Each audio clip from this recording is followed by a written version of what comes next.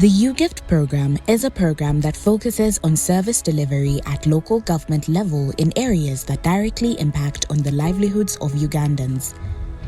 Government of Uganda and the World Bank enjoy a very cordial partnership. Under the Ugift program, World Bank has committed about 1.8 trillion shillings between financial year 2018-2019 and financial year 2023-2024 to finance investments in education, health, water and environment, and agriculture.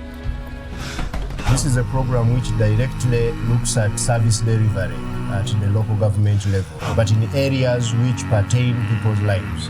You will find that resources in terms of government financing has been restored towards decentralized services. In terms of education, in terms of healthcare, in terms of water and other facilities, education, we have been supporting the construction of seed secondary schools through this program. The beginning of Ugift program in the area of education and health is very good because earlier on they were in a secondary school, they did not have desks, they didn't have proper classrooms, they didn't have sanitation facilities.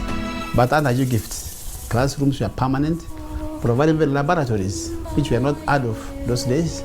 They're also providing reagents to actualize the laboratories, and they're also providing the sanitary facilities. Before the construction of the school under Ugift, Bumirisa Secondary School had only 13 teachers. This school was operating under trees. Many students were walking long distances. It's over 27 kilometers. You can be there sitting in class, you're squeezed, you're sharing on one desk, you're sitting like 5 people. We never had practicals because there were no materials to be used. We would really get students, but because of what I would call funny structures, they could not sustain a learner. These students needed practicals, they needed so many things that were lacking at that time. The school was remote, had no structures. We had no equipment in the laboratory. So the head teacher could take the responsibility to borrow the equipment from neighboring schools for his students to take laboratory tests. The government has equipped Kimenyede Seed School with lab equipment, with furniture, with computers. It has also given them teachers, although we still have only 17 out of the required 32. The school still lacks power, but there is a provision and application has been made to Meme. We haven't had enough yet because according to the government program, each sub-county is supposed to have a secondary school. And at the moment, we don't have that number. We have 42 sub-counties. So we needed 42 secondary schools, but we don't have that number. We have about 12 in total. So there are 30 sub-counties that don't have government secondary schools. So my overall assessment of the performance of the World Bank portfolio is that it's a bit slower than we'd like for various reasons. I think the first one being that the way that it's structured, we have a lot of the design happening as part of the project. A second reason is that we don't necessarily always have the tools in place, the systems in place, the capacity in place to make sure that things such as social and environmental safeguards are taken on board early, that the procurement is done according to the specifications, and that the contractors, suppliers that are supposed to be part of the program are well prepared and available to provide the services that government seeks. The fact that the school is full of students is very encouraging. This is a conducive environment that they're in, and that has helped, I think, to make them be interested in being schooled today, and so very, very good to see that happening. Good to see also the teachers and to see the accommodation, to see the blocks that have been built, the labs and the library and the IT offices. So I think the next thing which will be important is to get the school finished as soon as possible in order for the full benefits to be achieved. The intervention has seen the construction of 117 seed secondary schools in sub-counties. 77 of these have been commissioned. Under Ugift program, the interventions mainly in health and education, those are the key drivers of any development in a district. If you don't have educated population, you don't have healthy population, then you cannot be proud that you are developing in the district. So once you have these two, people are healthy, people are educated, that is already a contribution to a development in the district in all ways. Government has also been supporting investment in healthcare by upgrading the Health Center 2 to Health Center 3 in sub-counties without. Formerly, the health facility was operating in just one block, without a maternity wing, without an inpatient wing. We were only doing OPD, though we used to offer some services that are focused on mothers like antenatal. And with that, when it was still a Health Center 2, the first challenge that we had, staffing of Health Center 2, was very small, and we used to get children who were very sick, but because we do not have inpatient department, we would not be able to attend to them. Before the support from Ugift came in, we've been only having 3 services offered. That was antenatal, family planning, and immunization. But of course there were some challenges whereby a mother, since you're offering antenatal services, if you're to refer to a Health Center 3 for deliveries, she will not go, she will come in the night, like at 2 a.m. and we had no delivery beds. But after being upgraded to Health Center 3, we have mothers coming in big numbers to acquire these services. Because formerly we would have like 50 mothers, 90 for antenatal, but currently we have over 200 mothers attending antenatal services from Uganda Health Center 3, and our deliveries, since we began in July last year, we've shifted. We can have even 60 mothers just in a single month. With the construction of this building, it helped upgrade the Health Center 2 to Health Center 3. With Health Center 3, services that are provided, they increase compared to Health Center 2. We have maternity services coming in, also inpatients, patients who are admitted and managed, then they go home. In the beginning, we could refer mothers for HB, blood cross matching to Shongororo, but all of them, they are done here. It has improved the way we work because the upgrading of the facility brings in more staffing, and you find a community is served than traveling longer distances to go and seek services from advanced centers. We have got maternity services, postnatal services, family planning services, including long-term services to mothers, laboratory services which were not done originally when it was Health Center 2 have been provided also to clients. When the facility got upgraded to Health Center 3, we were adding the laboratory, and now we can do the testing.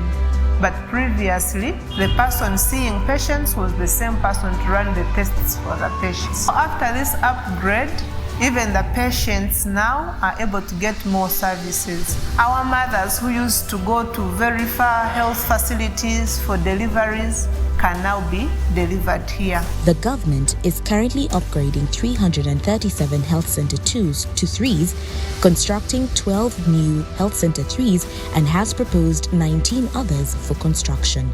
Over 50 upgraded Health Center 2s are fully operational and are providing the required services to our mothers and communities.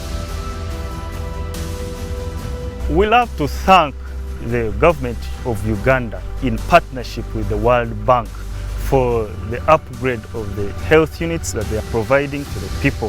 We thank the World Bank very much, especially people of Uganda. We are so proud of World Bank, especially Kashozi Health Center 3. I would like to thank the Ministry of Finance and World Bank for having brought Ugift program in Stronko district, whereby Bundege Health Center 3 has benefited from its programs and services. Ugift project in Mukono has implemented the construction of micro irrigation systems, 3 of them so far, and those are on demonstration scale. Government is also providing for more than 140 mini irrigation systems this year as a rollout project, and will also give out more than 600 next year. The program in itself starts with reaching out to the farmers. We reach out to them, teach them what is going on. So when they express interest, we visit the farm, assess what they have on the farm, the technical ability for the farm to host a micro-scale irrigation project, which includes water sources, the land holding, if they own the land or not. When this program came into force, it was identified that I was qualifying for the project because I had enough land that was required and the water source. That was the first advantage I had. Then they brought in the equipment of the irrigation system, which was a very big problem for my income. It was including a water tank, a submersive pump, and the whole design of the garden, which was very expensive. Ugift is spearheading the kind of program and project that the bank is expanding into rapidly. You know, as you can see behind me, how much has been growing and the irrigation and the benefits of the irrigation that are going to allow him to continue through the dry season. We're seeing also there's both cabbages, passion fruit, and we've also seen the mobile solar panel and the borehole pump. Having had that chance of getting that equipment, I found it very easy, like you are seeing now. We had plant cabbages and the passion fruits in the past dry season, but you can see how well we have managed. We went through that dry season, and we have already started harvesting cabbages, and we have already started having the first fruits. We received about 20 pieces of the passion fruits as a first crop, and with that water system which is in place, we shall be able to cover all what we want. Over 137 farmers have received equipment. The program has committed about 3.3 billion and 820 million has been collected from farmers co-funding.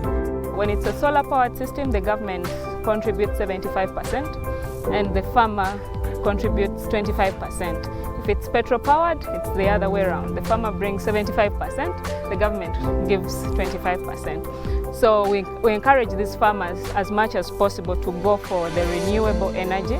Also hear that it's generated a lot of interest from other farmers in the locality in the context of this program to really push forward on the service delivery in education, health, micro-irrigation and water. That is at the topmost mind of the Ministry of Finance and the government, and we continue to engage and support to ensure that's the case. When we set up the project, we work hand in hand with the farmer to reach out to the community around them, encourage them, teach them, receive them at the farm, be able to teach them what is going on, and then encourage them to adopt. So this farmer stands as our ambassador to the rest of the farmers. The community has already had a hands-on because as they come here, I train them as to how we have been doing with our crops here, and some already have started planting, though using the normal way of irrigating with cans, which takes them to be very expensive. You cannot go on with this portion of land with cabbages when you are using hands. But with this dripping system, every drop that comes in goes to the plant. And you have an advantage of either putting in the chemicals, the fertilizers in that tank, so that every drop that comes down would be fertilizing the ground and the crop also. Ugift, Underwater and Environment, the government has invested in the provision of water to unserved parishes and villages. We had previously facing issues serving Kabambiro sub-county, safe water. Among the sub-counties that were water-stressed, Kabambiro was one of them. And we had several interventions to give good water to that sub-county. But the unfortunate part, we had no source of funding. And when we got an opportunity to get a Ugift funding, we had to bring in more IPs and national water to increase on the capacity of the reserve, which was existing, such that it can continue serving Kamwenge Town Council and also serve Kabambiro sub-county. Through such interventions, there has been construction of 48 new piped water systems, 421 deep boreholes, rehabilitation of about 394 boreholes, rehabilitation of 7 piped water systems, and extensions on 29 existing piped water systems. Ugift is supporting the integration of delivery of services to refugees and their host communities in education, health, and water supply services. For us as a district, Kiriandongo, we had about 3 sub-counties that had no government grant-aided secondary school as per the policy, because the policy says every sub-county at least must have one. And we have these refugees from South Sudan. We have a school which was constructed here in Kiriandongo under the same program.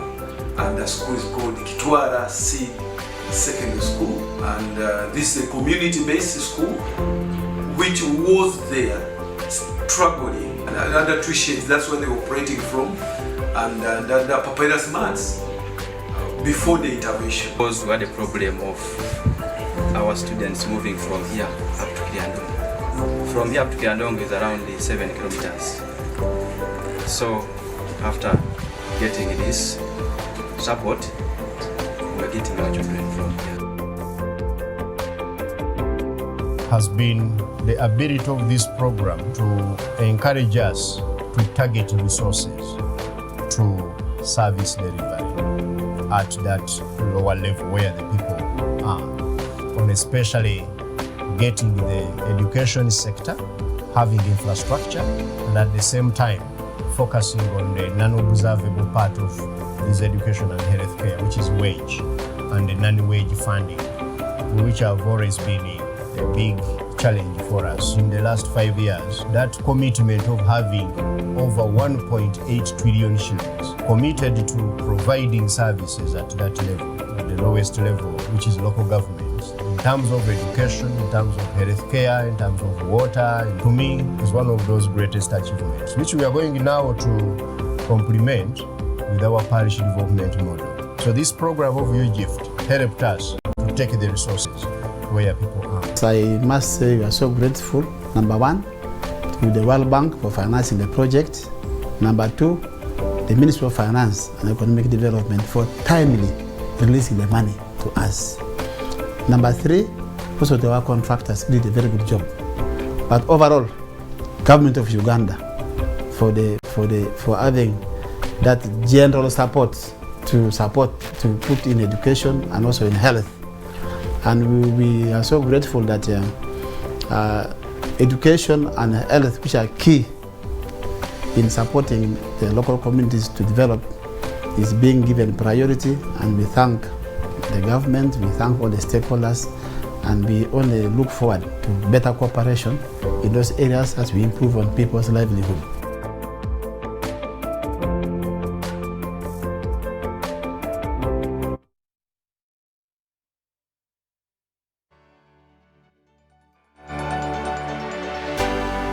UBC, inspiring Uganda.